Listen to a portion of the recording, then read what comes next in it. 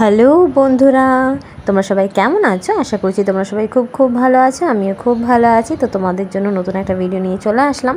আজকে সানডে তো আজকে মর্নিংয়ে তাড়াতাড়ি করেই উঠতে হয়েছে ঘুম থেকে, কারণ কি আজকে একটা স্পেশাল ডে।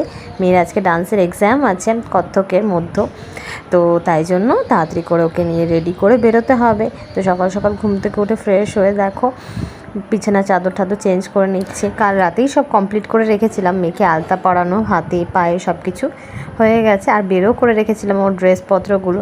তো বিছানা তো আমার রেডি হয়ে গেছে। দেখো তো এই বেড কভারটা কেমন লাগছে, বেশ ভালো লাগে কিন্তু আমার বেড কভার চেঞ্জ করতে, এবং নতুন নতুন বেড কভার পাততে খুব ভালো লাগে।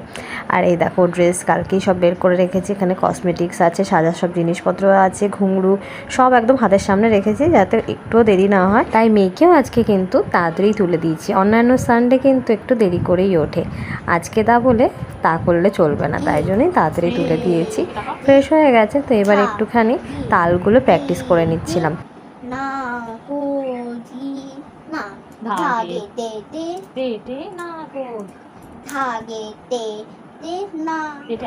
মহারানীকে খাইয়ে দাইয়ে ড্রেসটা পরিয়ে দিয়েছি। এই ড্রেসটা কিন্তু বেশ সুন্দর, এর ওপর একটা জ্যাকেটও আছে।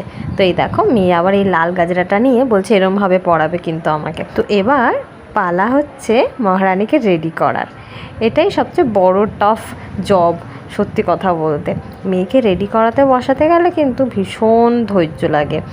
ওকে একটার পর একটা করাও, আর তার মধ্যে ও যা মুখের এক্সপ্রেশন করে তোমরা দেখলে সবাই হাসবে। এই দেখো বারবার করে শুধু আয়নার দিকে তাকাচ্ছে, আর বলছে এদিকে দাও, ওটা এখানটা একটু কম হয়ে গেছে, এখানটা বেশি হয়ে গেছে। তো এবার দেখো ওপরে লাল জ্যাকেটটা পরিয়ে দিচ্ছি। এই জ্যাকেটটা পরালে কিন্তু এই ড্রেসটা আরও বেশি সুন্দর লাগে, খুব সুন্দর এই ড্রেসটা। কিন্তু একটাই প্রবলেম হচ্ছে ভীষণ গরম লাগে এই গরমকালে। শীতকালের জন্য ঠিক আছে, কিন্তু গরমকালে এটা পরে ডান্স করতে খুব কষ্ট হয়। আর এই ড্রেসটা স্পেশালি হচ্ছে ডান্স এক্সামের জন্য ম্যাডাম বানাতে বলেছে। তো এই দেখো লাল একটা টিপ পরিয়ে তারপরে সাদা কুমকুম দিয়ে ভালো করে কলকা করে নিচ্ছি। কলকা বলতে কি ওই ডট ডট দিয়ে দিচ্ছিলাম। এরম দিলে কিন্তু বেশ ভালো লাগে। সাজাবোটা কি বলো তো, বারবার শুধু আয়না দেখার চেষ্টা করছে, যখনই সুযোগ পাচ্ছে তখনই আয়না দেখে নিচ্ছে যে কিরম লাগছে, কিরম সাজাচ্ছি। এইবারে সাজানোর মেন পার্ট চলে এসছে, চোখটা ভালো করে আইলাইনার দিয়ে দিতে হবে। আর এটা আমি কিন্তু বেশ ভালোই পারি, তবে এই মেয়ে যা চোখ পিট করে ভীষণ অসুবিধা হয় করতে।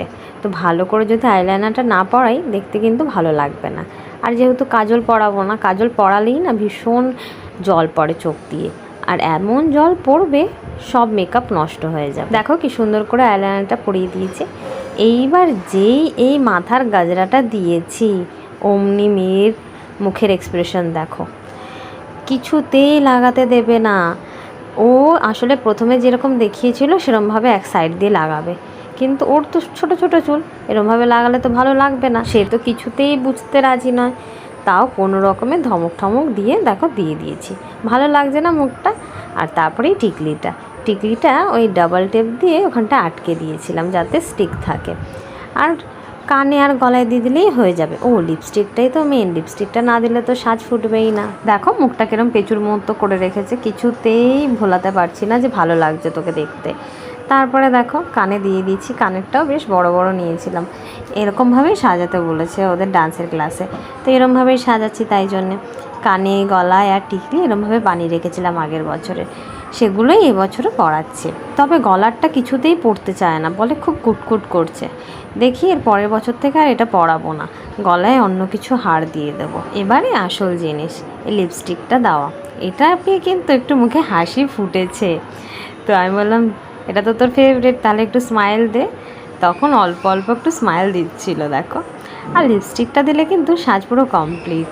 এবার তোমরাই বলো যে সাজাতে পেরেছি কি পারিনি। আমার তো মনে হয় বেশ ভালোই লাগছে। কাজলটা পরলে আরও ভালো হতো, কিন্তু কি করব, চোখ দিয়ে আবার জল কাটবে, তাই জন্য আর পড়ালাম না। তো এদিকে দেরি হয়ে গেছিলো বলে মা মেয়ে দুজনে বেরিয়ে পড়েছি তাড়াতাড়ি করে। আর ওদিকে আরেকটা জিনিস হয়েছে, ঘুঙরু পরানো নিয়েও খুব ঝামেলা হয়েছে। ঘুঙরুটা যেই টাইট করে বেঁধেছি অমনি চেল্লাতে শুরু করে দিয়েছে। তো ফাইনালি পৌঁছে গেছি। পৌঁছে গিয়ে মেয়েকে একটু হাসানোর চেষ্টা করছি এখানে, আর মহারানীও ফোকলা হাতে হাসতে শুরু করে দিল। এদিকে দেখো আদর ছোট ছোট মেয়েরা কি সুন্দর ড্রেস পরেছে, ওদের ড্রেসটা আমার বেশ পছন্দ হয়েছে। এইবারে এই ড্রেসটা নতুন করেছে। আর এদিকে আমরা বান্ধবীরা গল্প করছিলাম। আর এদিকে অপেক্ষা করছিলাম যে মেয়েরা নাচের পরীক্ষা দিয়ে কখন আসবে, কেমন হবে।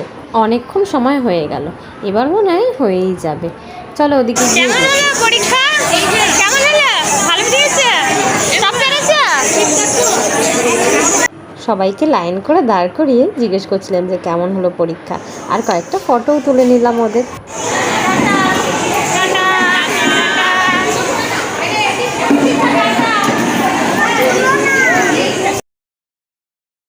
আজকের ভিডিও তোমাদের কেমন লাগলো অবশ্যই কমেন্ট করে জানিও। যদি ভালো লেগে থাকে তাহলে লাইক ও সাবস্ক্রাইব করে আমার পাশে থেকো।